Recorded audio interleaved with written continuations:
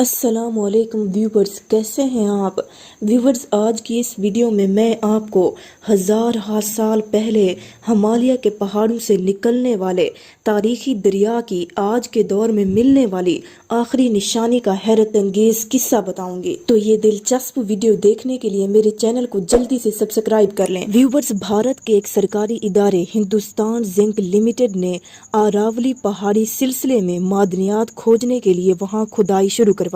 ये पहाड़ी सिलसिला भारतीय रियासत राजस्थान से शुरू होकर दिल्ली तक फैला हुआ है। ये 692 किलोमीटर तवील है। इसकी खास बात यह है कि जब 50 करोड़ साल पहले बरसगीर पाको हिंद की प्लेट यूरेशियाई प्लेट से टकराई तो ये पहले से मौजूद था, यानी ये हिमालय, हिंदुकुश, कराकोरम से भी कदीम पहाड़ी सिलसिला है। व्यूवर्स, अरावली पहाड़ी सिलसिले की एक और खासियत ये है कि राजस्थान में मैदानी इलाके और सहराई थर के दरमियान सरहद बनाता है। व्यूवर्स, याद रहे सहराई थर 2 लाख मुरब्बा किलोमीटर तक फैला हुआ है। ये दुनिया का 17वां बड़ा सहरा है। व्यूवर्स, अरावली पहाड़ी सिलसिला और सहराई थर के मिलाप का इलाका फितरी मनाजिर से भरपूर है।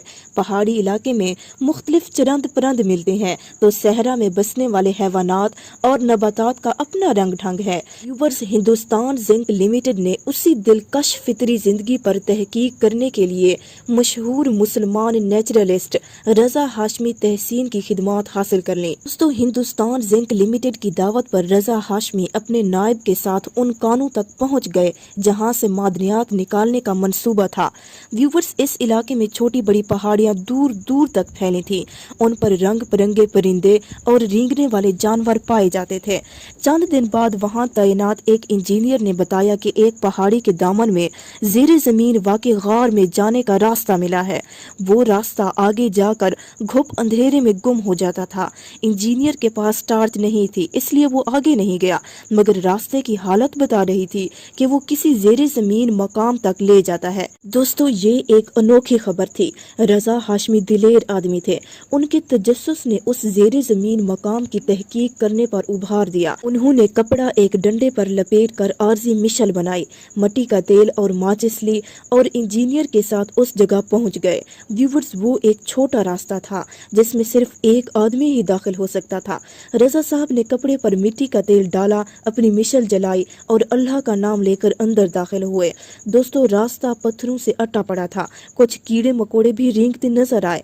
कुछ आगे बढ़े तो उन्हें फिजा में नमी महसूस हुई। रास्ता एक जगह जाकर खत्म हो गया। उसके आगे बड़ी सी गहरी खाई थी।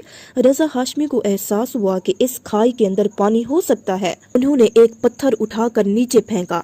कुछ देर बाद शराब की आवाज आई। यूं इस करिश्मे ने जन्म लिया कि बज़ाहिर एक बंजर और वीरान मकाम पर ज़ेरे जमीन पानी का जखीरा दरियाफ्त हो गया।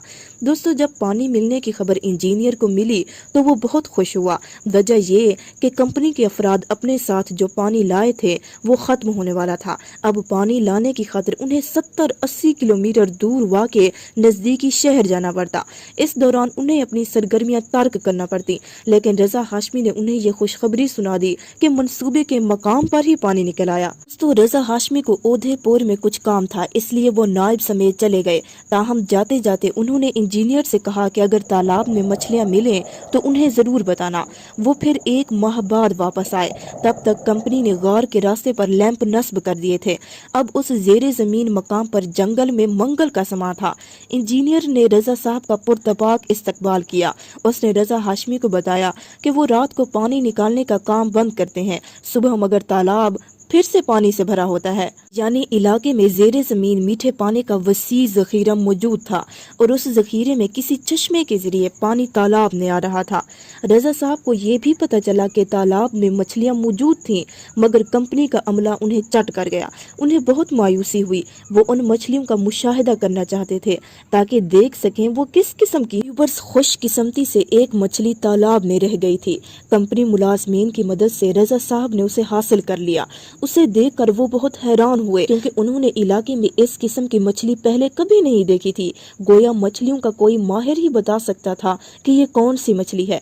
रजा साहब ने मछली की तस्वीर ली और फिर साथियों की मदद से केमिकल्स के जरिए उसे महफूज कर लिया। उदयपुर यूनिवर्सिटी के शोबा हैवानात से प्रोफेसर VS धरवे वाबस्ता थे। वो रजा हाशमी के वाकिफकार थे। प्रोफेसर धरवे मीठे और समंदरी पानी में पाई जाने वाली मछलियों की बाबत कसीर मालूमात रखते थे, लिहाजा उन्हें वो महफूज शुदा मछली भिजवा दी गई। व्यूवर्स, प्रोफेसर धरवे ने बताया कि ये मछली आम बर्फानी ट्राउट कहलाती है।